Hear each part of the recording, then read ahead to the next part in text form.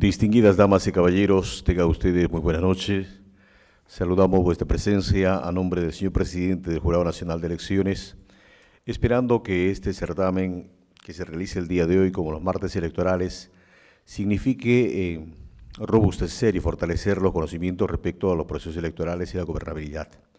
Como todos sabemos, el año 2018 se realizarán las elecciones municipales y regionales, donde el Jurado Nacional de Elecciones tendrá una importante labor, toda vez que será la renovación democrática de casi 13.000 autoridades en 25 regiones de nuestro país. Participan en este proceso electoral 196 provincias y 1.678 distritos del país, la participación de alrededor de 23 millones de electores hábiles.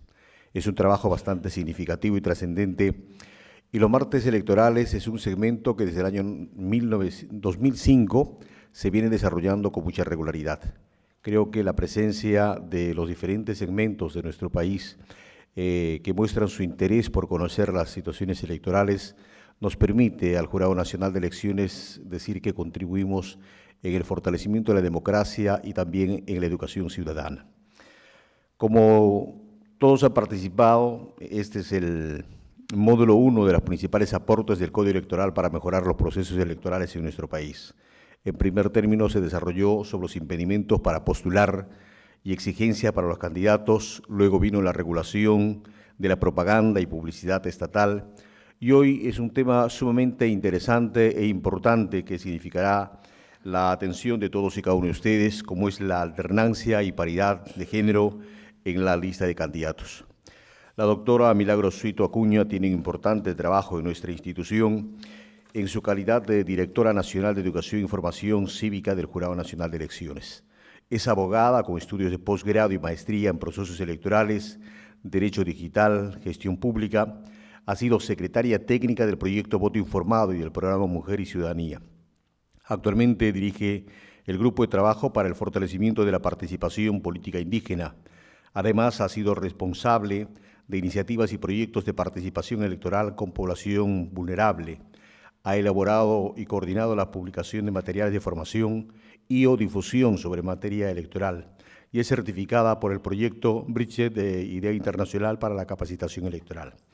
Antes de su intervención, queremos comunicarles a todos ustedes que esta sesión de este martes electoral será grabada precisamente para ser difundida el día de mañana a partir de las 8 de la mañana a través de canal JNE TV, que se puede advertir y ver en la señal 516 y también en el canal 44. Entonces, vamos a escuchar la ponencia de la doctora Milagros Suito Acuña sobre alternancia y paridad de género en la lista de candidatos.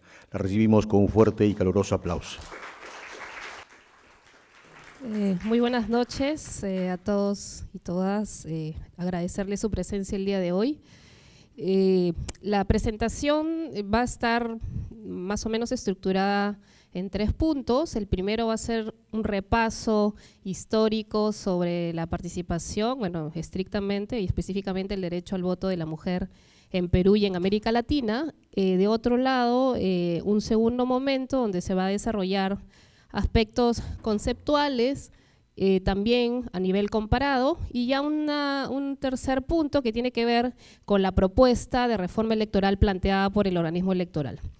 Entonces vamos a empezar un poco por lo primero, antes de poder luego entender por qué el jurado ha planteado estas propuestas, cuáles han sido los argumentos y qué sustentan finalmente las propuestas planteadas por el organismo electoral en el Código Electoral que se ha presentado ya hace algunos meses atrás.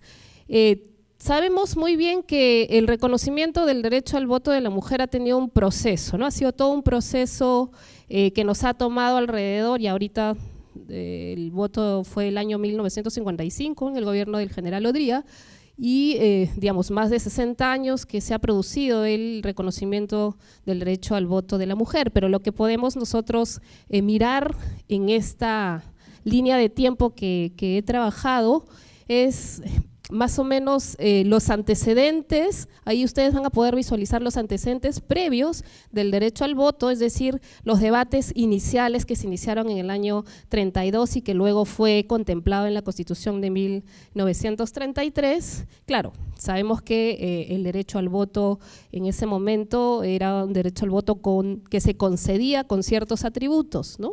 A las mujeres ser casadas, que sepan leer y escribir. Y ese proceso, ese debate que se inicia en el año 32 y que luego se considera como un dispositivo municipal para que las mujeres puedan elegir o votar, luego podemos ver nosotros también esa línea de tiempo que hubo todo un movimiento, ¿no?, internacional. Recordemos que ya uno de los primeros países, voy a estar pasando un poquito quiero ver si está acá este cuadro. Ok. Aquí ustedes van a poder mirar el cuadro de los países que obtuvieron el derecho al voto de manera, digamos, previa al peruano. Acá ustedes van a poder ver que el primer país que obtuvo el derecho al voto fue Nueva Zelanda, luego Australia, Noruega, Inglaterra, Estados Unidos. Hubo toda una corriente, el movimiento sufragista anglosajón, que fue, digamos, el antecedente o que tuvo la influencia más cercana para que en el caso del Perú pudiera reconocerse el derecho al voto de la mujer. Es decir, hubo toda una, digamos, presión internacional, ¿no?, para que en el Perú se reconociera el derecho al voto de la mujer. Ustedes pueden ver además en este cuadro que Ecuador fue uno de los primeros países que en América, en la región andina, pudo reconocer el derecho al voto de la mujer. Luego ya le siguen los demás y Perú fue el penúltimo. Entonces la variable ahí a considerar es que el Perú fue el penúltimo país en conceder el derecho al voto de la mujer. Entonces ahí lo que ustedes ven es que el derecho al voto, como dice Antonio Zapata, claro, por un lado obedeció a una presión internacional, es decir, ya muchos países, como ustedes han podido apreciar, ya habían reconocido el derecho del sufragio de las mujeres. Entonces, digamos que hubo un contexto favorable internacional para que en el Perú también el general Odría tomara la decisión de reconocer y dar, ¿no?, la ley para que pudiera la mujer votar. Pero además habían otros elementos, ¿no?, que señala Antonio Zapata, que tenían que ver con esta decisión que toma el general Odría por el contexto sin duda internacional. Ahí ustedes pueden ver que incluso en el año 38 se lleva aquí en el Perú, en Lima, la Declaración de Lima, una convención convocada, apoyada por las Naciones Unidas, en fin, por organismos internacionales, y luego ustedes pueden ver ahí que en el año 45 y el año 48 ya se crean estos organismos internacionales. Entonces todo este contexto previo, ¿no?, que digamos generó la posibilidad de que ya en el año 55 se reconociera el voto femenino. También otro elemento a considerar fue digamos, esta suerte, digamos, de cálculo, de decisión política que toma el general Odría, porque ya veía toda esta, digamos, cascada de reconocimiento del derecho al voto de la mujer en muchos de los países, y él toma la decisión y aprovechar este contexto para poder reconocer el derecho al voto. Y otro elemento también, algunos historiadores señalan, fue la presencia de su esposa. ¿Por qué? Porque su esposa además, recordemos que postula en el año 60 y tanto, 66, a la alcaldía de Lima. Entonces era una persona que tuvo aspiraciones también, o tenía aspiraciones políticas, y decían que también en cierta medida influyó para que, digamos, de manera conjunta todos estos elementos se diera el derecho al voto de la mujer. Pero tampoco podemos olvidar otro elemento fundamental, la presencia de las organizaciones feministas en ese momento. Tuvieron un rol activo también para que se pueda dar, digamos, que se ejerciera cierta presión sobre las autoridades en ese momento. Y además recordemos que en el año 1908 ya las mujeres, hubieron las primeras mujeres que ingresaron a la universidad. Es decir, había un movimiento, una élite de mujeres de avanzada que también contribuyeron al debate, a generar propuestas y debate para el reconocimiento del derecho al voto de la mujer. Entonces, había una serie de elementos, ¿no? Presión internacional, la decisión política, los movimientos feministas, y sin duda muchas de las mujeres que ya estaban en la universidad participaban o se agremiaron en algunos partidos políticos, ya hacían vida política partidaria. Entonces, había, digamos, mujeres políticas que también han contribuido y las precursoras también del derecho al voto, que creo que la mayoría conocemos, soy la Aurora de Cáceres, personajes, digamos, que contribuyeron para que finalmente se decidiera dar el derecho al voto de la mujer. Pero hay que tener en cuenta que si bien es cierto, se da el año 1955, en el año 56 recién se pudo, digamos, efectivizar esta medida y ya tuvimos las primeras mujeres electas. Fueron 9 mujeres electas, una senadora y 8 diputadas, las primeras mujeres elegidas en el marco ya de un proceso democrático. Y en esa línea, ya estamos en el año 56, luego surge la Declaración sobre la Eliminación de la Discriminación contra las Mujeres, ya las convenciones internacionales que garantizaban los derechos políticos de las mujeres, y en el año 79, como todos sabemos, se dio el voto universal, es decir, ya no hubo ningún tipo de exclusión, sobre todo de las mujeres analfabetas. Ahora todos los ciudadanos y ciudadanas podían ejercer el derecho al sufragio. Después de eso, digamos, ya lo que se viene es una ola del reconocimiento de las llamadas acciones afirmativas. En el año 97, en el caso peruano, vamos a ver que se regula por primera vez la cuota de género. El primer país fue Argentina en regular la cuota de género en América Latina. Luego se incrementa la cuota al 30%, el 2002 se incluye en la Constitución, el 2003 se incorpora en la ley de partidos. Recuerden que el 2003 se da la ley de partidos, se incorpora en los cargos de dirección partidaria. El 2011 y 2016 ya es una nota interna, que es la presentación de los proyectos del Jurado Nacional de Elecciones del Código Electoral. La diferencia entre el primero es que no se consideró la paridad ni la figura del acoso político como reformas que promueven la participación política de las mujeres. Digamos, en esta última propuesta que hace el jurado, definitivamente incluye otras medidas que ya muchos países en América Latina han considerado en su legislación. ¿Qué tenemos aquí? Que este reconocimiento del derecho al voto de las mujeres sin duda significó una conquista democrática.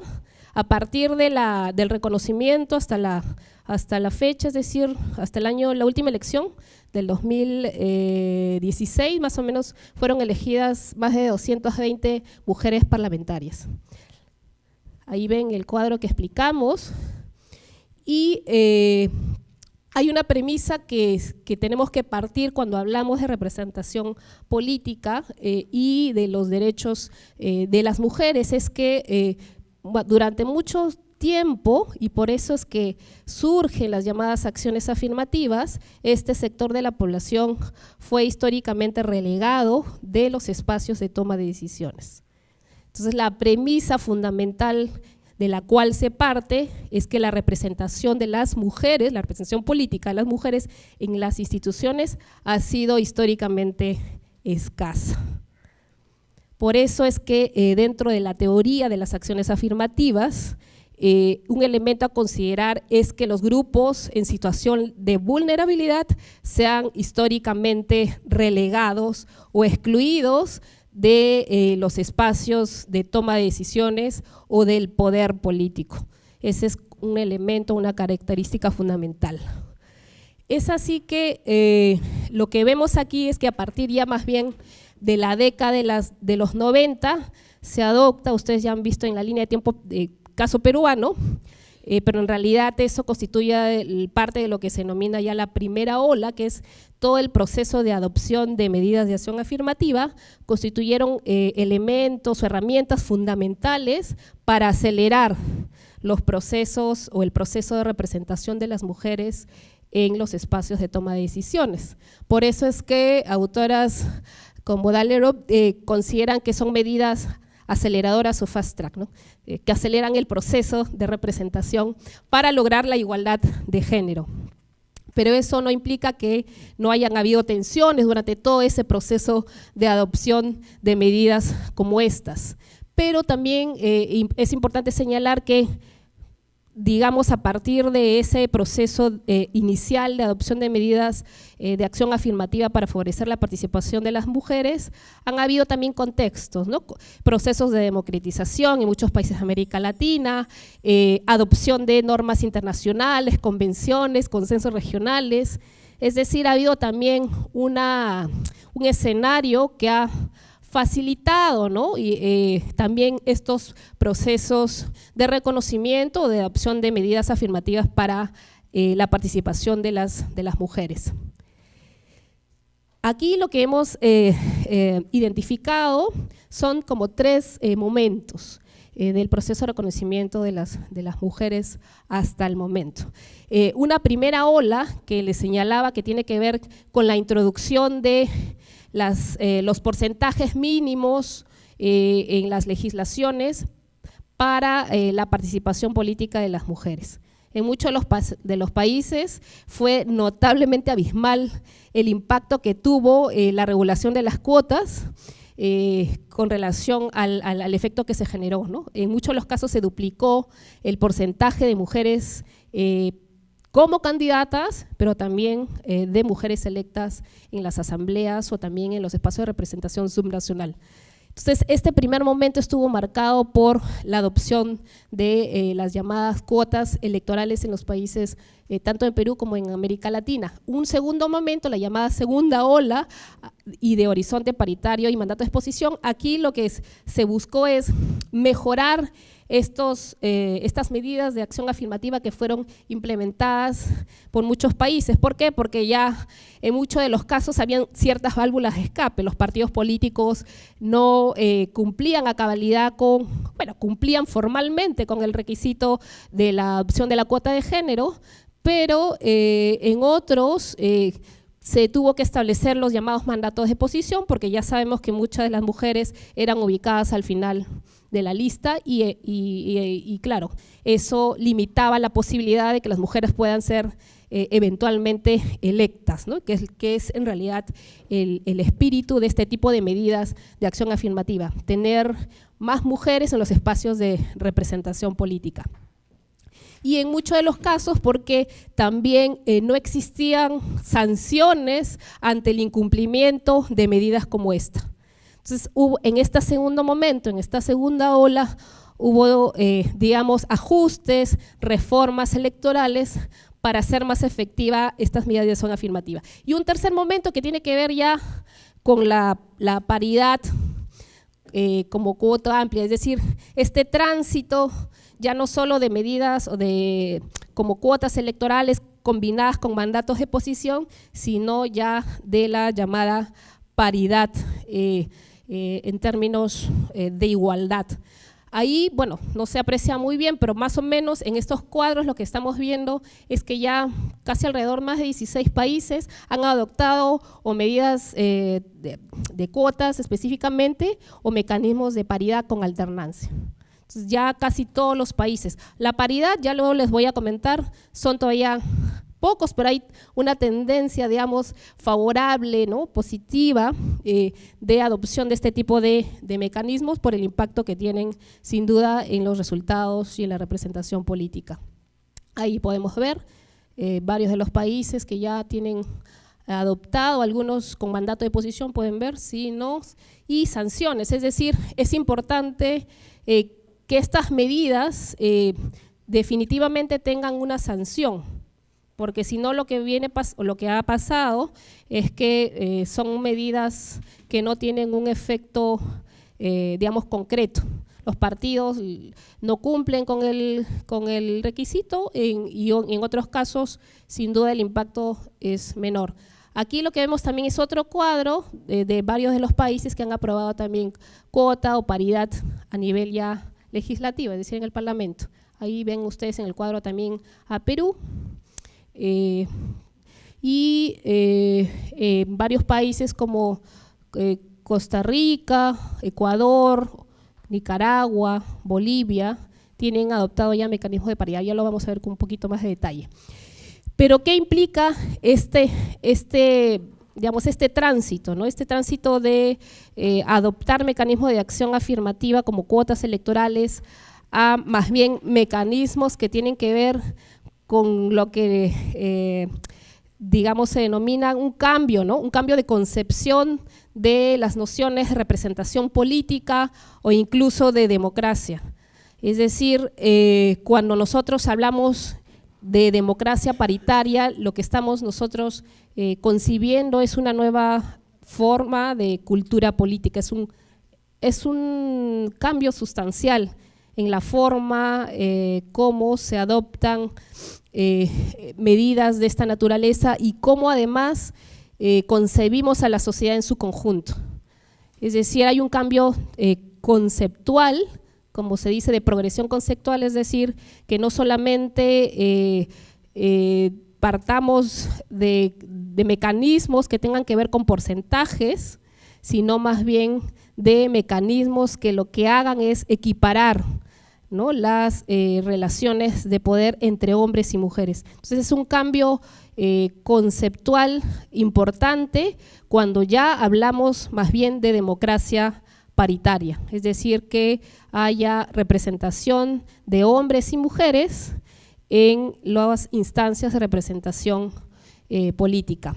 Pero este concepto de democracia paritaria ha tenido sus orígenes ya hace bastante tiempo, a partir básicamente de encuentros o de los llamados consensos regionales, es decir, esta definición, esta noción de democracia paritaria, digamos, no surge de la academia, surge de los encuentros y consensos regionales que se han llevado a cabo en varios países, pero el origen inicial del concepto se dio en la Cumbre Europea de Mujeres, la llamada Declaración de Atenas en el año 92. En ese momento se había evidenciado, identificado que existía un déficit, ¿no?, que digamos, la sociedad, la mitad de la población éramos mujeres y había un déficit de representación. Entonces se identificó en esta convención que la democracia evidentemente suponía que todas y todas estemos representados en esos términos y en los espacios de toma de decisión. Ahora, después de eso han habido algunos declaraciones, también convenciones, la declaración de Brasilia, la de Quito, que han identificado y han ido avanzando un poco en este proceso de construcción de la definición de la noción de democracia paritaria, por un lado identificando digamos la multidimensionalidad que tiene y por otro lado también la posibilidad de que hayan otras variables, es decir, que no solamente las mujeres somos excluidas de los espacios de toma de decisiones por ser mujeres, sino que también hay otras variables como la indígena, la afrodescendiente, hay la llamada discriminación múltiple. Se identifican también estas variables en estos acuerdos regionales que se llevan a cabo después ya de la Declaración de Atenas. Pero ya recientemente, miren, hace poquito, en el año 2014, hubo un encuentro donde se aprueba una norma marco. Ya tenemos una norma de carácter internacional que ya plantea medidas y ya plantea una definición sobre la paridad, ¿no? ¿Y qué nos dice esta ya definición adoptada por varios países de la región? Es que se trata de una medida que lo que está buscando es democratizar y además implica la participación, como lo mencioné, equilibrada de hombres y mujeres en los espacios de decisión política. Pero acá hay algunos elementos. Esta medida democratizadora tiene un alcance. No solamente hablamos del espacio público, como podría pensarse, sino también tiene un alcance en el espacio privado. Es decir, se trata de una medida que en muchos de los casos tiene que traducirse en políticas de Estado o en políticas públicas concretas. Hay una obligación de los Estados para poder trabajar, plantear propuestas de política de Estado pública que permitan materializar la paridad, ¿no? La representación paritaria, igualitaria en los países. Es así que hay algunas características importantes de la llamada paridad o democracia paritaria, porque como lo mencionaba, va a venir a reformular nuestro esquema, ¿no? El concepto de poder político en principio, por un lado. Por otro lado, lo va a concebir como un espacio compartido, que debe ser compartido entre hombres y mujeres. Tercer elemento, la paridad, sin duda es se desprende o es una traducción política del principio de igualdad sustantiva. Hablamos todo el tiempo del principio de igualdad, ¿no? Este es el principio fundamental que, digamos, que sustenta, ¿no? Que sirve de base para la participación política y en la garantía de los derechos políticos. De otro lado, posibilita no solo el incremento numérico, porque claro, muchos dirían, sí, bueno, ya tenemos 50% de mujeres en las instancias representativas, pero no solamente hablamos de eso, es decir, que hayan más mujeres que representan la mitad de la población, sino que además estas mujeres puedan desarrollar las llamadas acciones críticas que, digamos, que generen cambios a las posiciones de desventaja que tienen las mujeres en el espacio político, es decir, que se lleve la agenda también de las mujeres o la posibilidad que tenemos las mujeres una vez o resultando elegidas, poder llevar la agenda concreta en los espacios de toma de decisiones. Hay algunas dimensiones de la paridad, ¿no? La paridad está concebida en 3 dimensiones, por un lado como principio, por otro lado como derecho y el tercero como una regla procedimental. Algunos países ya incluso la han constitucionalizado, como el caso de Bolivia, está considerada como un principio, incluso a nivel constitucional, que claro, sin duda permite que hayan parámetros mucho más claros de interpretación del llamado principio de igualdad. Entonces tenemos estas 3 dimensiones que nos permiten además plantear, ¿no? Plantear medidas concretas, incluso para aquellas personas o ciudadanos y ciudadanas que puedan sentirse afectados o vulnerados en sus derechos políticos. Sin embargo, también este asunto de la paridad tiene varias, es importante considerarlo también, o tiene un elemento fundamental, como todo el proceso de reconocimiento de los derechos políticos de las mujeres, que tiene que ver con el rol de los partidos políticos. Todas estas medidas de acción afirmativa, sin duda, tienen un canal fundamental, que son los partidos políticos como, además, instituciones de intermediación política entre el Estado y los ciudadanos. Entonces, hay un rol que hay que considerar. Muchos de los partidos políticos, y no es ninguna novedad, esto es información extraída de un estudio que se ha hecho en 15 países de la región, y bueno, los hallazgos que se han encontrado es que muchos de los partidos políticos, la mitad, han considerado alguna política, ¿no?, de igualdad al interior de sus estructuras partidarias o en las propias organizaciones, y también vemos que muy pocos espacios, es decir, las dirigencias de los partidos políticos, los máximos cargos de dirigencia de los partidos políticos son ocupados por mujeres. La mayoría son ocupados por hombres, es decir, es un espacio todavía exclusivamente masculino. Y el rol de las mujeres al interior de las organizaciones políticas más bien tienen que ver con roles bien tradicionales, mujeres a cargo de secretarías de la mujer o de roles considerados como femeninos. Es decir, no hay todavía un cambio en las estructuras partidarias que revelen que, digamos, estamos concibiendo, ¿no?, a la igualdad como un elemento transformador de las dinámicas y estructuras partidarias. Hay todavía, y esto son hallazgos a nivel regional, no es un problema solo peruano de precariedad institucional, ¿no? Es una realidad, digamos, que se da en muchos países ya de América Latina. Y acá otro dato interesante es que solo el 23% se le ha asignado la participación en la conformación de las candidatas y solo se contempla la participación del 15% de mujeres en la elaboración de planes de gobierno. Es decir, estas tareas fundamentales de trabajar, de plantear propuestas de planes de gobierno, de política, no se considera a las mujeres en ese proceso. Ese espacio todavía sigue siendo, digamos, dominado por los varones y también, ¿no?, en los procesos internos. Ven que la participación de la mujer es casi nula. Es decir, las decisiones de las candidaturas, de todo este proceso de nominación, sigue siendo todavía exclusivamente manejado por los varones. Es decir, todavía las mujeres están siendo relegadas al interior de sus organizaciones políticas en roles tradicionalmente considerados femeninos y no en los roles fundamentales que tienen que compartirse con las mujeres, ¿no? Por eso hablamos de una igualdad, es decir, de compartir los roles de manera pues equilibrada también al interior de las organizaciones políticas, porque finalmente son las organizaciones políticas las que van a cumplir un papel fundamental, además, en los procesos electorales. Acá tenemos unos datos interesantes que ya en el caso peruano, es decir, datos del sistema de registro de organizaciones políticas, es decir, cuántas mujeres afiliadas existen.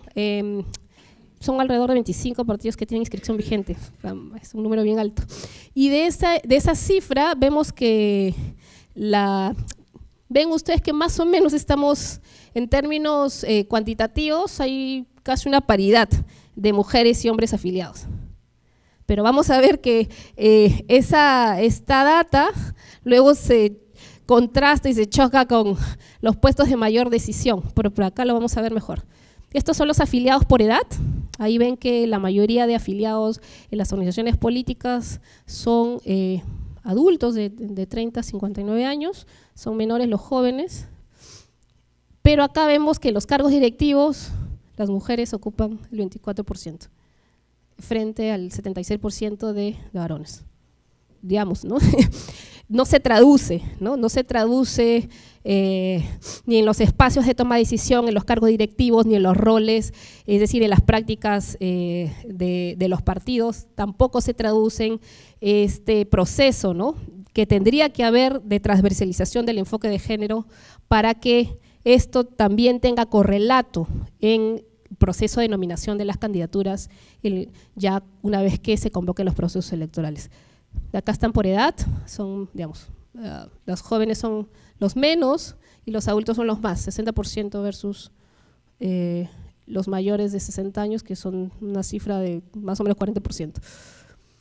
Sin embargo, cuando hablamos del concepto de democracia paritaria o de paridad, hay otro elemento a considerar, y como sabemos que es una traducción del principio de igualdad sustantiva, ya en varios de los países se ha venido discutiendo, en algunos casos, como el caso de Bolivia, ya han regulado, hay una ley que regula los casos de acoso político, es el único país en realidad que incluso ha tenido ya un desarrollo mayor, tienen un reglamento para atender los casos y denuncias. El organismo electoral hace poco ha publicado el reglamento para recibir los casos y las denuncias de acoso político, es decir, ha habido ya un desarrollo bien avanzado sobre este tema en Bolivia.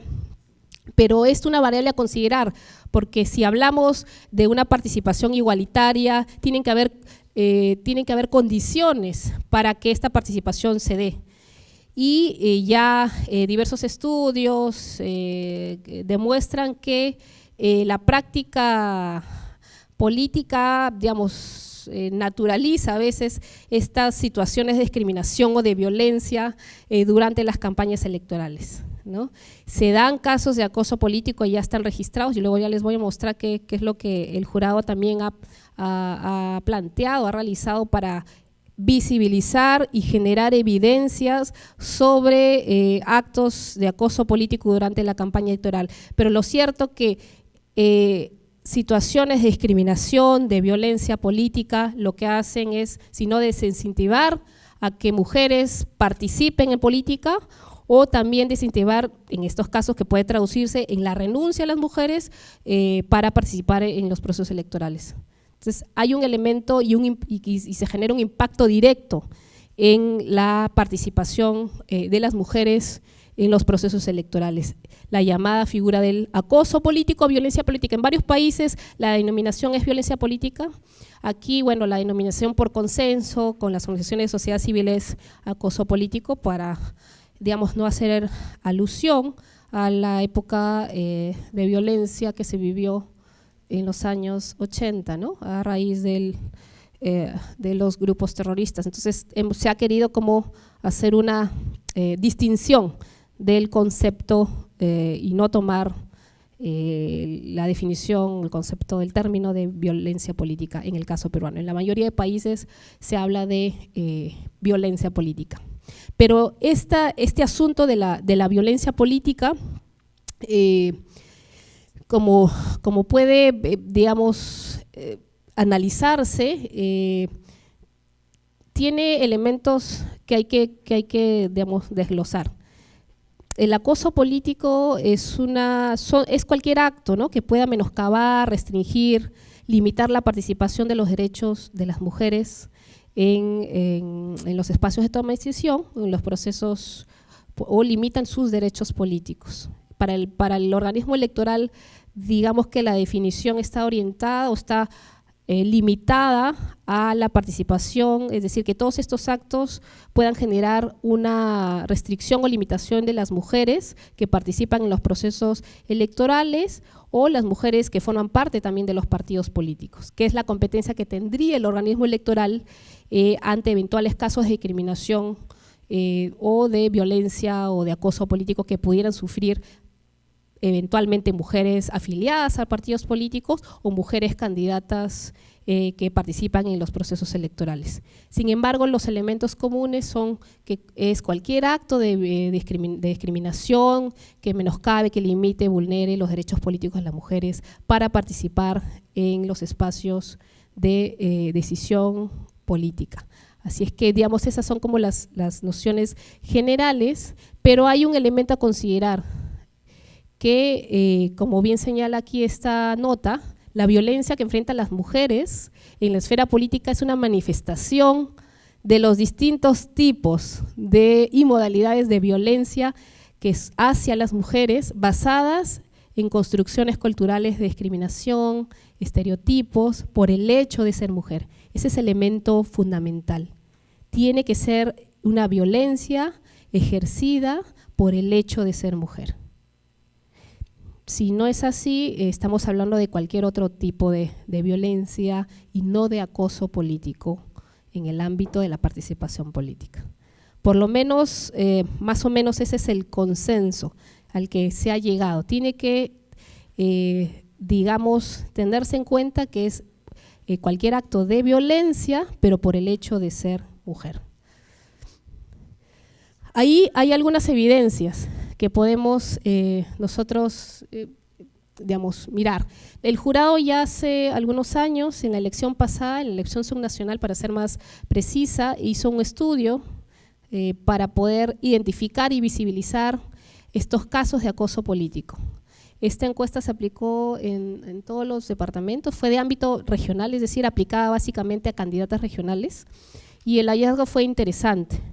Lo que nos dimos cuenta es que, evidentemente, no era solamente un fenómeno que ocurría o que le pasaba solamente a las mujeres elegidas como autoridades. Ya habían estudios, testimonios, digamos, se había documentado ya que las mujeres autoridades sí habían sufrido casos de violencia o de acoso político, pero no teníamos ningún tipo de información si es que realmente las campañas electorales, cuando claro, evidentemente era posible que las mujeres candidatas que participaban en los procesos electorales también sufrían acoso político. Este estudio, digamos, lo reveló, lo visibilizó, identificó las formas recurrentes de acoso político y además los agresores, los potenciales agresores también. El estudio reveló que de la muestra de 503 candidatas a los gobiernos regionales, 133 de ellas manifestaron haber sufrido acoso, ¿no?, político, que se traduce en hostigamiento, en amenazas, incluso en violencia física, sexual, que digamos es el catálogo, ¿no?, que ya también ha sido incluso consensuado en una norma, en la llamada ley modelo que se ha aprobado este año en nuestro país. Hay una ley modelo que ha sido consensuada por la Organización de Estados Americanos, por la CIN para ser más preciso, y ahí establecen ya una suerte de catálogo de acciones y también de las formas recurrentes, ¿no? Este estudio visibilizó las formas recurrentes, pero también estos supuestos agresores. La mayoría de ellos eran los representantes de los partidos políticos adversarios, pero también de su propia organización política. Y además también otro actor importante en este proceso son los medios de comunicación.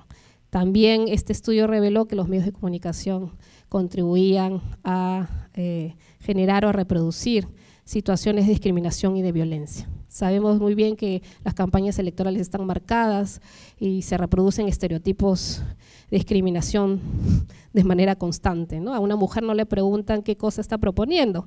La entrevista gira alrededor de si está bonita o no está bonita, qué se puso o no se puso. No gira en torno a las propuestas que tienen las mujeres para el cargo al que están postulando. Entonces se reproduce, ¿no? La sociedad misma, los medios de comunicación reproducen estos estereotipos y actos de discriminación contra las mujeres en la política. Por eso es más difícil, muchas mujeres se desaniman, renuncian, porque además ahí reportamos 3 casos, se registraron 3 casos, las mujeres son, digamos, en las campañas electorales, muchas de las mujeres tienen temor, porque investigan su vida privada, salen en los medios de comunicación, son amenazadas, muchas de ellas renuncian por eso, no deciden postular nunca más y el impacto es evidentemente directo, ¿no? El limitar la participación de las mujeres bajo las mismas condiciones de igualdad.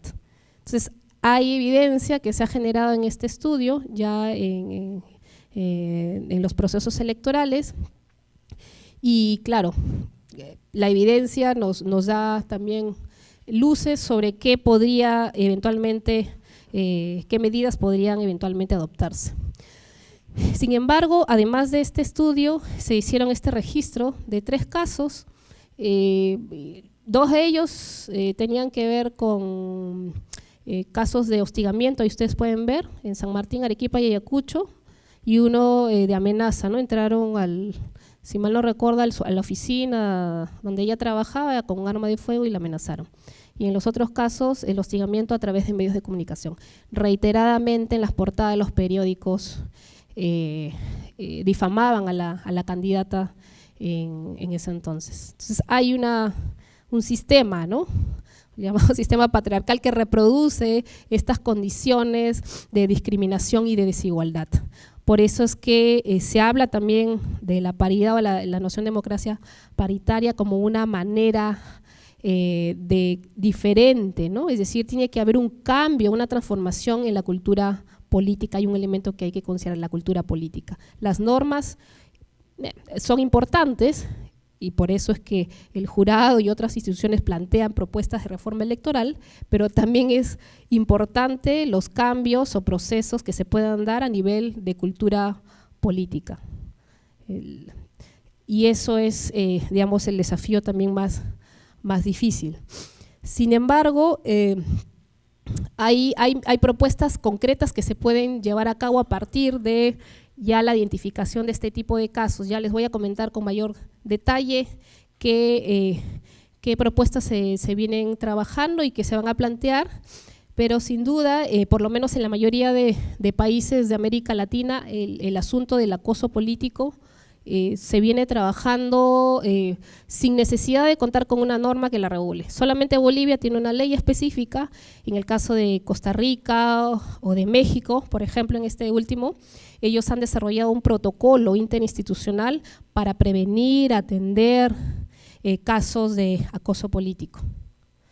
Se han reunido con todas las instituciones, el Ministerio Público, bueno, allá tienen una instancia especializada en delitos electorales, la llamada FEPADE, tienes otras instancias, los organismos locales y los organismos, digamos, federales, cuando estamos hablando de que en México existe un sistema federal, a diferencia de Perú, que es un gobierno unitario y representativo, el sistema es diferente, pero ellos han logrado una cosa que a mí me parece interesante, ¿no? Articular con todas las instituciones para que en el marco de sus competencias puedan recibir las denuncias, prevenir o atender los eventuales casos de acoso político. En otros casos, a través de la legislación o de la jurisprudencia, Costa Rica, el Tribunal de Costa Rica es uno de los ejemplos o referentes en materia jurisdiccional. Ellos han venido creando derecho y garantizando los derechos políticos de las mujeres a partir de sus decisiones jurisdiccionales. Es un ejemplo en la región, el Tribunal de Costa Rica.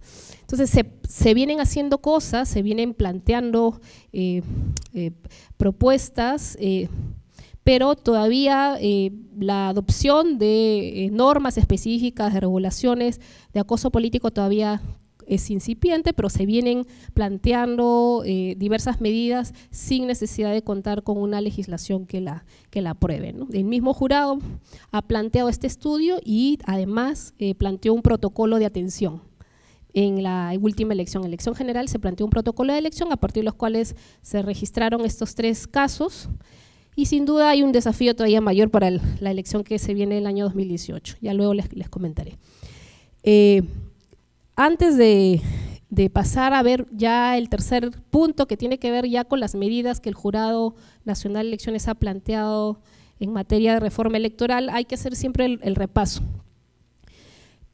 El repaso de las brechas que todavía existen en nuestro país con relación a la representación de las mujeres en general, porque sin duda la representación política y los resultados que tenemos es producto o reflejo también de otros elementos o de desigualdades estructurales.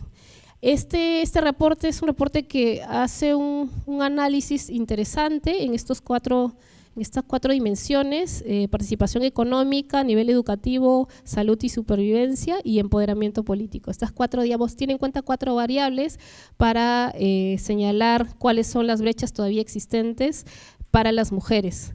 Sabemos que el nivel educativo, la brecha es todavía bastante limitada, sobre todo en zonas rurales, el acceso a la educación es todavía bastante limitado y el nivel también del analfabetismo es mayor en las mujeres que en los hombres. También en términos de salud y supervivencia, bueno, hay unas cifras considerables de mujeres embarazadas, adolescentes especialmente, y en algunas regiones del país esto se incrementa. Y en términos de participación económica, todavía la mujer sigue trabajando más que el hombre y no es remunerado. Entonces hay, digamos, estudios, la encuesta del uso del tiempo que revelan esta brecha, incluso a nivel salarial también. Hay diferencias en el mismo puesto de trabajo, el salario que recibe un hombre y una mujer. Todavía hay varias brechas que tienen que ir, digamos, cerrándose, ¿no? Y ya el empoderamiento político, como todos sabemos, las cifras son, sobre todo en los cargos ejecutivos, ¿no?, de mayor decisión, es escasa la presencia de las mujeres. Ahí digamos, las cifras más, digamos, bajas, ¿no? Tenemos ahí solamente una mujer, ¿no?, gobernadora regional, 4 vicepresidentas, y claro, a nivel de alcaldías provinciales o a nivel subnacional no llegamos pues ni al 4%. Es bien baja la representación de las mujeres en el ámbito político. Entonces hay brechas todavía de ciudadanía que hay que trabajar. Pero ojo que la paridad, la igualdad, no solamente hablamos de un espacio de representación como autoridades, sino también en los espacios de toma de decisiones. La cifra queda bien baja, de 18 ministros, 5 son mujeres. No hay todavía, ¿no?, esta conciencia de paridad o de igualdad también en los espacios de toma de decisión que podría ser en este caso el Poder Ejecutivo o el Gabinete, como en otros países, ¿no? ¿Qué es lo que el jurado ha planteado? La llamada reforma electoral. Ya saben ustedes que hace algunas semanas atrás el Congreso de la República viene discutiendo diversos temas de reforma electoral. Específicamente la Comisión de Constitución ha tenido una suerte de agenda que ha venido desarrollando a lo largo de estas semanas. Hoy día justamente ha habido reunión en el Congreso y se han venido aprobando algunas reformas. Todavía están a nivel de dictámenes, requiere una segunda votación del Congreso, pero ya hay temas que han sido aprobados hasta el momento. En principio, este asunto de la paridad, de la alternancia, además, era un tema que había generado consenso en los partidos, en las organizaciones de sociedad civil y además en el grupo de reforma electoral que se creó y que fue liderado, recuerdan, por Patricia Donaire. Es decir, habían consenso sobre este tema, no había ningún tipo de, digamos, discrepancia. Era un tema que podría haberse considerado en el debate o en la agenda también de la Comisión de Constitución. Hasta donde tengo conocimiento, no se ha discutido este asunto de las cuotas electorales, ni paridad, ningún tipo de mecanismo que complemente y haga más eficaz o más eficiente la participación de las mujeres en el ámbito político. Pero vamos a ver, podría eventualmente convocarse una reunión extraordinaria y el Congreso pueda eventualmente tener en cuenta las propuestas que han sido planteadas por diversas instituciones. ¿Qué es lo que tenemos ahora? La reforma electoral digamos, ha planteado una serie de desafíos que lo que pretenden es corregir los problemas que se han venido dando a lo largo, ¿no?, es decir, desde la adopción de la cuota de género hasta el momento. El diseño de la cuota de género tiene algunos elementos que hay que considerar. Primero, todas las cuotas establecen porcentajes mínimos. El Perú adoptó en un inicio 25% y luego el 30%. Eso por un lado, son porcentajes mínimos. Por otro lado, esta cuota de género no aplica a cabezas de lista, hay que tener en cuenta. No se aplica cuota ni paridad como en otros países que sí aplican paridad horizontal para los puestos ejecutivos. En este caso no hay ningún tipo de regulación al respecto y solamente se aplica a la lista de candidatos y candidatas, ya sea elección regional, municipal, Congreso de la República. En realidad la única cuota que se aplica en todas las elecciones, los procesos electorales y los cargos de elección popular es la cuota de género. La indígena solo se aplica a elecciones regionales y provinciales donde se determine, y la de joven tampoco es aplicable en todos los procesos. La única cuota es la de género. Ahí ven que se aplica a lista de candidatos y suplentes o a criterios según se trate de los procesos electorales subnacionales. La cuota tampoco es aplicable, como yo le dije, a cabezas de lista. Y ese es más o menos el diseño que se ha establecido en nuestra legislación, pero ahí hay algo más que falta, que es que la cuota también se aplica en los cargos de dirección partidaria. ¿Qué problemas han surgido? Ya desde la adopción de la cuota de género han surgido varios. El primero tiene que ver con la capacidad de enforcement, que significa que se cumpla, de sanción efectiva, ¿no? En algún momento el jurado hizo una interpretación que limitó los derechos de las mujeres ya hace varios años. y hubo un cambio, ¿no?, en la interpretación del Pleno del Jurado Nacional de Elecciones, que ya ahora lo vamos a ver, garantiza sin duda el cumplimiento de este mecanismo de acción afirmativa. La capacidad que tienen también las instituciones electorales de hacer cumplir lo que establece la legislación. Eso también es un elemento a considerar. El efecto relleno, ya sabemos que, como en el caso de todas las cuotas electorales, las mujeres son ubicadas al final, ¿no? La norma no establece por eso ni mandato de posición ni alternancia. Así que el partido lo que hace es ver la posición, sobre todo esto es más, digamos, visible en listas cerradas y bloqueadas, sobre todo en elección municipal, y lo que hacen los partidos políticos es ubicarlas en los últimos lugares.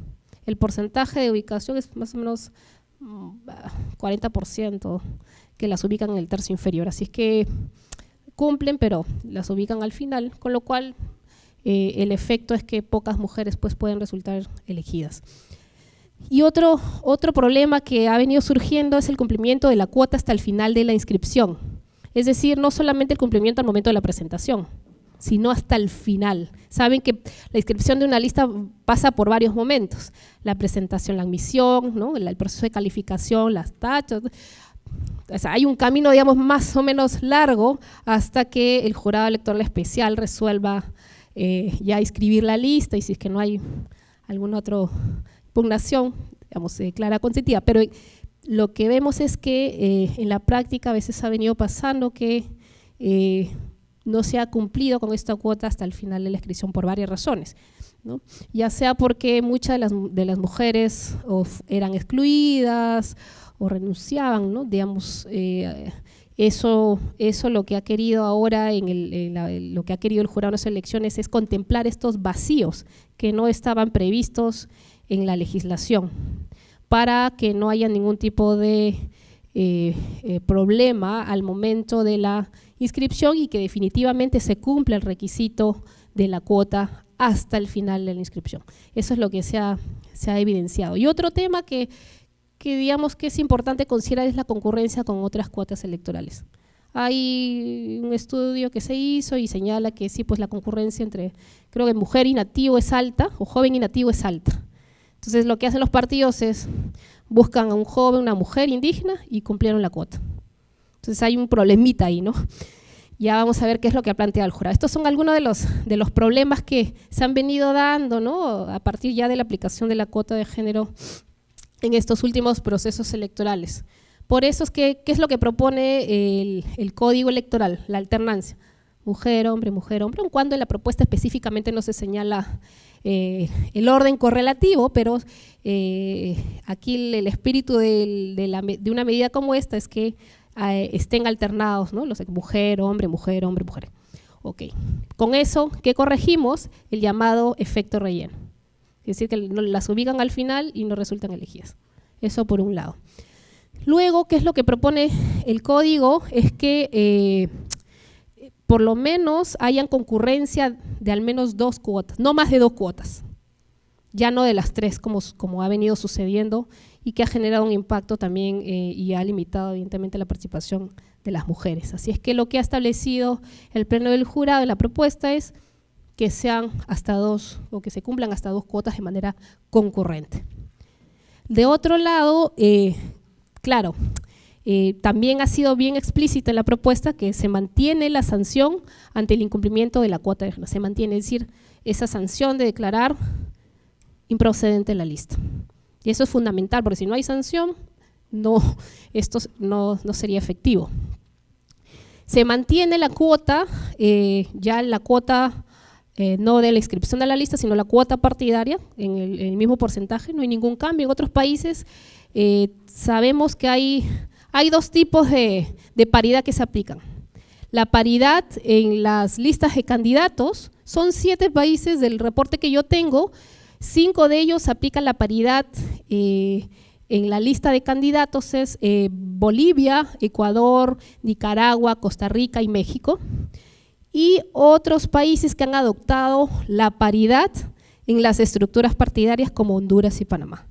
Entonces, los efectos, sin duda, y combinado, porque hay que tener en cuenta que cualquier tipo de acción afirmativa tiene que leerse de manera integral con los elementos del diseño electoral del país, porque probablemente el efecto no sea el mismo. Hay sí algunas propuestas que señalan que, claro, la lista cerrada y bloqueada, más paridad y alternancia, sería como una fórmula que favorece la participación de las mujeres en los procesos electorales. Pero hay que tener en cuenta contexto político, cultura política y el diseño electoral de cada país. Es decir, todos estos elementos para ver si es que realmente van a tener el mismo resultado. Eso es, digamos, no sucede, pero sí hay como que mínimos, ¿no? Es decir, si es una lista cerrada y bloqueada, funciona mejor la alternancia y la paridad. Digamos, son como lineamientos generales de que sí funcionaría y favorecería en todo caso la participación de las mujeres. Entonces sabemos que hay entonces países que han adoptado la paridad, digamos, en la nominación de las listas, y en otros casos más bien la paridad al interior de las organizaciones políticas en sus estructuras partidas, como Honduras y Panamá. Son 7 países, son 5 los que han adoptado paridad todavía, no son muchos, pero el efecto ha sido realmente importante, ¿no? En Bolivia, la mitad de las autoridades son mujeres, es decir, sí hay un correlato de la participación en contexto de igualdad, es decir, hay igual que más o menos en Perú, hay en el padrón más o menos son la mitad de mujeres, y eso sí se refleja a nivel de sus instancias de representación. Sí, ¿por qué? Porque han adoptado la paridad en las listas de candidatos, y además no solo eso, la paridad a nivel constitucional. De los 5 países creo que al menos 3 han adoptado la paridad a nivel constitucional, en otros casos a nivel ya de la legislación. Pero sí, evidentemente lo que se ha dicho y los estudios lo revelan es que la adopción de la paridad produce un impacto inmediato y efectivo en la representación de las mujeres en los espacios de toma de decisiones. ¿Qué más se ha planteado en el Código Electoral? Claro, lo que les comentaba es la regulación del acoso político, que además no solamente regula el acoso político como acto de discriminación que limita la participación de las mujeres en la política, sino además establece sanciones. Ha establecido una sanción pecuniaria, es decir, una multa de 20 UITs para estos casos. Sí hay una sanción, claro, es una sanción pecuniaria. En otros países la sanción es la no inscripción. Digamos, hay variaciones, por eso es importante, ¿no?, el análisis, la sanción es importante y qué tipo de sanción. En algunos países se han adoptado sanciones como la no inscripción, entonces hay un impacto directo digamos, por esa medida. Lo otro es que se ha establecido cuando una lista no cumple una cuota porque el candidato renuncia, fallece, como lo mencionábamos, fuera tachado, excluido, pueda ser reemplazado por el candidato, en este caso, no, si es mujer, por una mujer. Es decir, la suplencia por el mismo género, que es una situación que no se ha regulado en la legislación. El jurado hace algún tiempo, justamente a partir de este proceso que se le inicia ante la Corte Interamericana por incumplimiento de cuota de género, planteó una propuesta de regulación. El último proyecto que se planteó fue el 268, en la cual se establecía una ley específica que regulaba todo este tipo de situaciones. También la concurrencia, ahí también se había establecido la alternancia de las listas de candidatos. Esta ley, este proyecto de ley ha sido presentado por el jurado ya desde el año 2011, ¿no? En los últimos congresos, parlamentos, el jurado ha reiterado conjuntamente y elaborado además este proyecto con Defensoría del Pueblo y Manuela Ramos al Congreso de la República. Ya habían algunos antecedentes de lo que ahora estamos viendo ya en el Código Electoral. Ya el jurado había tomado nota de estos vacíos, de estas dificultades en la aplicación y había planteado una propuesta de ley específica para regular la cuota de género e incorporar la alternancia para la composición de las listas de candidatos. Ahora, después de las propuestas que ha planteado el Jurado Nacional de Elecciones a través del Código Electoral, y que además hay una diferencia sustancial con la propuesta del 2011, ¿no?, que tiene que ver con la incorporación de la figura del acoso político y la paridad, que es una cosa para mí innovadora, ¿no?, inclusiva, que el Pleno, el Jurado Nacional de Elecciones haya ya planteado una propuesta ya en este Código Electoral. Y eso marca la diferencia con el proyecto de código del año 2011. Por lo menos en términos de participación política, la mujer hay un avance sustancial sin duda.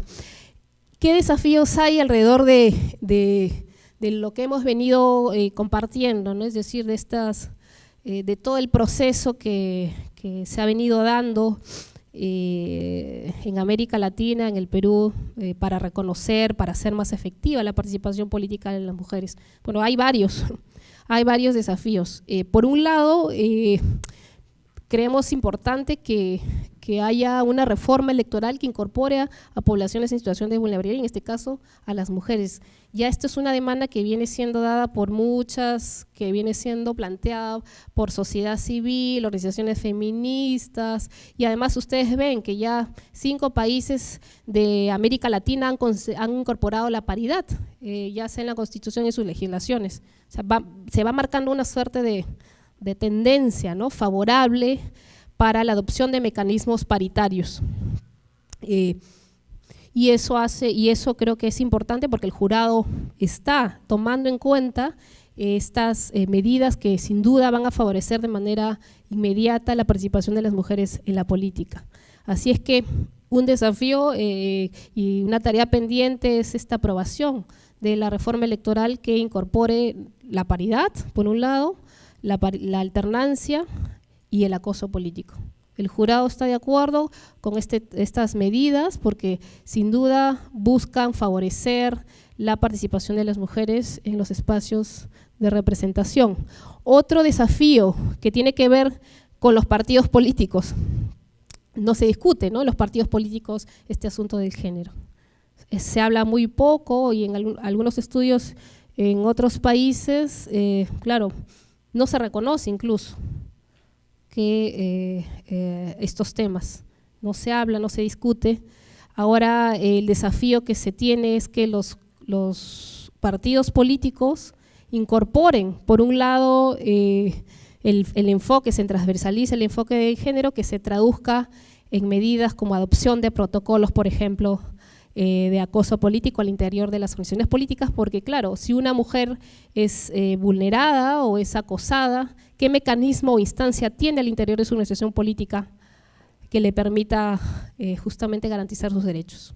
Muchos de los partidos no han considerado ni en sus estatutos, tampoco tienen medidas internas. Lo que ha hecho el jurado además, permítanme comentarles que ha incorporado un acápite, además de lo que ya hemos compartido, digamos, exigiéndoles en cierta medida a los partidos políticos adaptar medidas concretas ante eventuales casos de discriminación y que estén considerados en sus estatutos, y que en los estatutos además se establezcan los procedimientos y las sanciones correspondientes. ¿Por qué? Porque de nada sirve que se planteen medidas como estas si es que al interior de las organizaciones políticas no existen las instancias para atender, prevenir e incluso sancionar casos como estos. Ya son muchas, estas recomendaciones se han planteado en varios países de la región para que los partidos políticos consideren en sus estatutos y se establezcan medidas y sanciones concretas ante estos casos de discriminación, que pueden ser discriminación múltiple. Hay que tener en cuenta que hay que tener una lectura, digamos, integral, no por el hecho solamente de ser mujeres, también puede ser mujer indígena, afro, LGTBI. Entonces, eso es lo que se ha planteado también en la propuesta del Código Electoral, que se consideren medidas a nivel estatutaria para atender estos casos de discriminación. Por otro lado, hay un elemento importante que tiene que ver con la sensibilización que hay que hacer, ciudadana. Aun cuando en el último estudio que el jurado ha planteado, que acá vamos a tener la nota, el dato es que la mayoría de encuestados manifestó que había hay una percepción, digamos, favorable a cualquier tipo de aprobación de la paridad. Por ejemplo, miren, la cifra es importante, casi el 70% de ciudadanos considera que sí debe regularse, ¿no?, la paridad para las listas en el Congreso, y casi un 56% está de acuerdo con que se apruebe la alternancia entre hombres y mujeres. Es decir, la ciudadanía tiene una digamos, posición, ¿no?, yo creo que es favorable para la adopción y la aprobación de estas reformas, pero también es importante seguir sensibilizando, ¿no?, seguir trabajando conceptos que tienen que ver con la adopción de medidas igualitarias, el enfoque de género. Hay que seguir todavía trabajando, haciendo campañas de sensibilización, que son recomendaciones que también han sido planteadas a los organismos electorales. Esta norma, esta ley modelo, por ejemplo, contra el acoso político que se ha adoptado, establece una serie de, digamos, de roles a los organismos electorales, que tiene que ver, por un lado, con este proceso de sensibilización hacia la ciudadanía, de modo tal que esto se refleje luego ya en una participación mucho más inclusiva de los ciudadanos en los procesos electorales. Luego hay otro elemento a considerar que tiene que ver con la capacitación y formación política de las mujeres. No es un elemento menor, porque además, por ejemplo, en el caso de Honduras, ellos han establecido un porcentaje del 10%, digamos, tiene que respetarse, considerarse al menos un porcentaje del 10% del financiamiento que ellos reciben para la capacitación de las mujeres. En este caso sí tienen una regulación, yo creo que interesante, porque por lo menos eso obliga a que los partidos políticos capaciten a las mujeres, ¿no? Y eso evidentemente tiene que tener un correlato en una supervisión o una fiscalización de los organismos electorales de que se cumplan este tipo de normas. Aquí no tenemos, bueno, recientemente se ha dado el financiamiento público directo, pero no existe ningún tipo de medida específica que señale, claro, los fines para hacer uso de ese financiamiento evidentemente son capacitación e investigación, pero no hay ningún tipo de incentivo que obligue, digamos, a los partidos políticos para capacitar a las mujeres de sus organizaciones políticas, ¿no?, como sí sucede en algunos otros países como el que les he mencionado, como en el caso de Honduras. Entonces, hay un elemento todavía a considerar y que es importante y es un desafío que tiene que ver con la capacitación y formación política de las mujeres para que, digamos, puedan también seguir ejerciendo, ¿no?, de manera activa, participativa, tanto en los procesos de selección interna como también una vez que quieran postular como candidatas y también una vez que son elegidas, ¿no?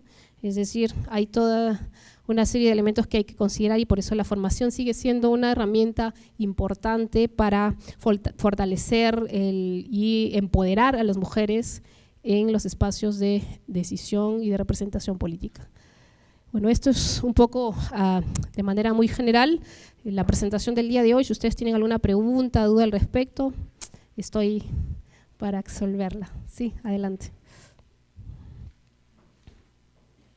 Primeramente, para… Gracias.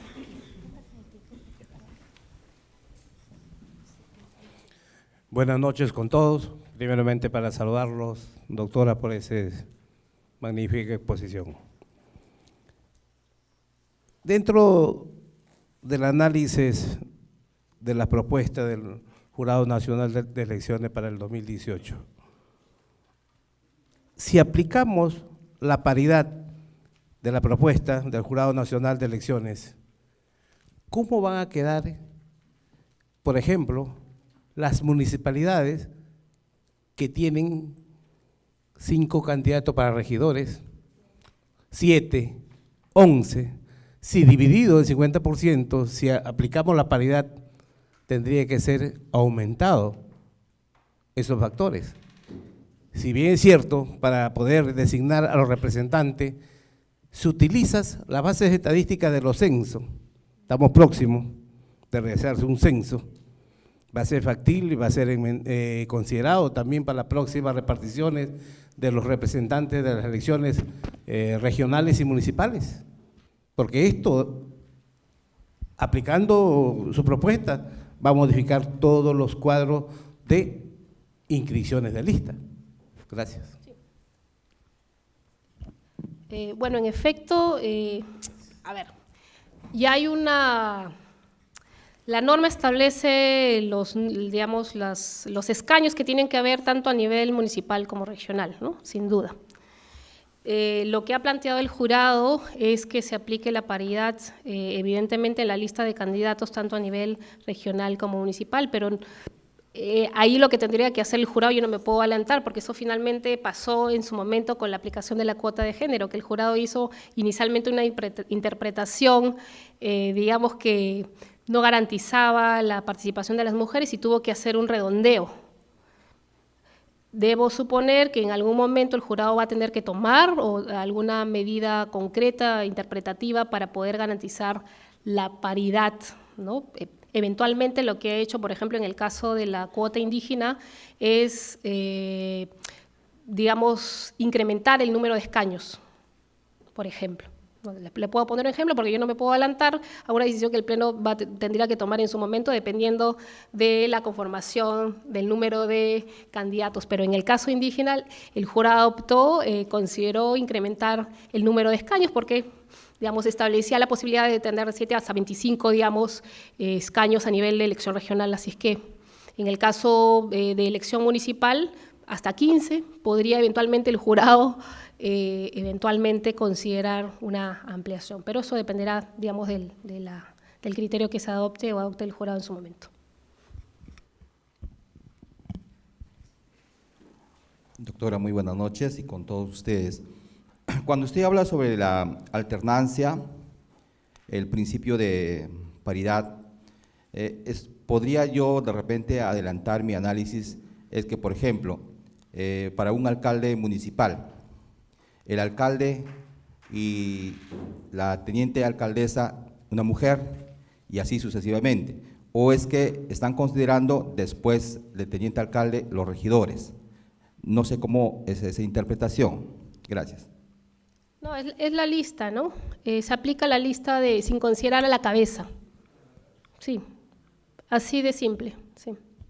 El tema del voto preferencial, ¿cómo se trata el tema de la cuota de género respecto del voto preferencial? Se supone que de acuerdo a esa opción, ¿no? Digamos, no sería muy posible optar por la aplicación de la cuota de género o tal vez es otro el caso. Gracias. Ya. Bueno, el voto preferencial es un mecanismo que se aplica en elección congresal y en realidad la principal característica es que el elector tiene la posibilidad de alterar el orden planteado por las organizaciones políticas. La cuota de género se ha venido aplicando con este sistema, ¿no? que rige nuestro país. No ha habido, digamos, ningún inconveniente, más bien lo que sí se ha dicho es que muchas mujeres han sido elegidas por el voto preferencial. Es decir, les ha favorecido a las mujeres, por lo menos en el caso peruano, esta medida porque han sido la mayoría elegidas a través de este mecanismo. Sí. Otra consulta, doctora. Sí.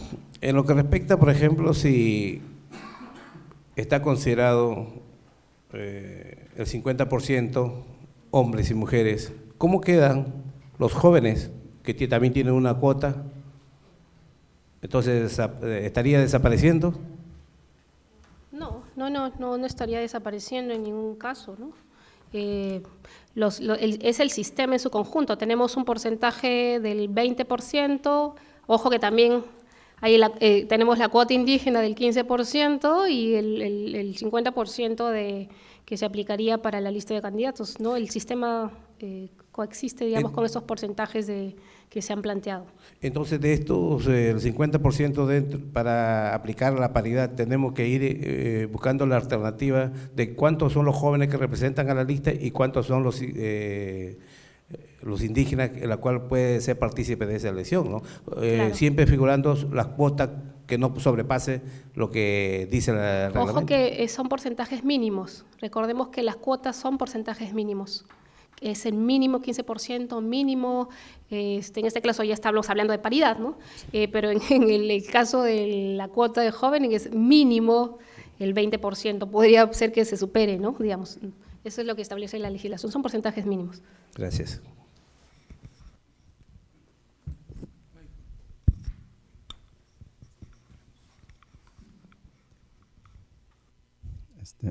Bueno, buenas noches con todos. Bueno, felicitarle, doctora, por su exposición.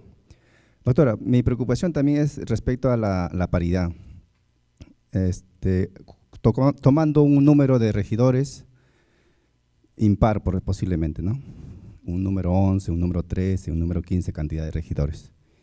Y tomándose en cuenta solamente la cantidad, o sea, no al cabeza de lista, sino a los regidores, que son 11, 13 o 15, si alternamos, bueno, supuestamente siempre el candidato a la alcaldía es varón. Los demás que continúan son mujeres. Supongamos que gane las 3, en un consejo municipal entran 3 listas.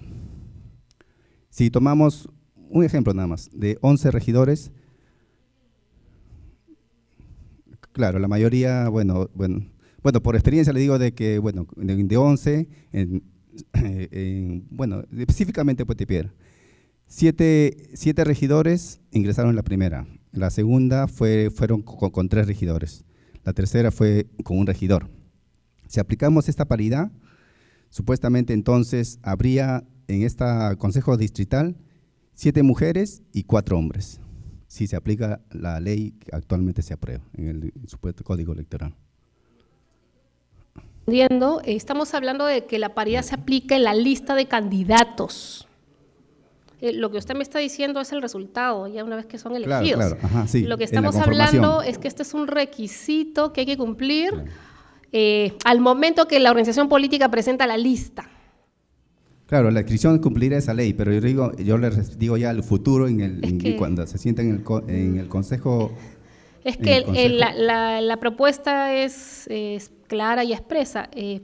Como lo he señalado y en muchos de los países en América Latina, la paridad se aplica en la nominación, en este caso en la lista de candidatos. O sea, ese es el alcance de la norma, de la propuesta de la norma. Entonces se tiene que cumplir. Claro. Cuando la organización política, ¿no? Digamos, presente la lista, lo que tiene que hacer es cumplir con el requisito del 50% claro, de mujeres en la lista. Claro, mi aporte es lo que quiero decir de que en la mesa del Consejo Distrital, en un supuesto de que se conforme así, habría 7 hombres y 4 mujeres. Claro, eso es otro momento, ¿no? Es decir, la propuesta que se plantea es que al menos haya paridad al momento de la nominación y de la inscripción. Claro, eso va a tener como relato, ojo que la fórmula es paridad y alternancia, con lo cual, digamos, las posibilidades potenciales de que más mujeres resulten elegidas es abismalmente mayor. Es diferente si es que solamente se adopta la paridad. Claro, eventualmente eso no tenemos cómo saber. Ahora, a nivel municipal hay premio a la mayoría, a nivel regional sí el efecto, el impacto es diferente, pero sin duda la combinación de paridad con alternancia evidentemente genera más posibilidades de que las mujeres resulten elegidas. Sí.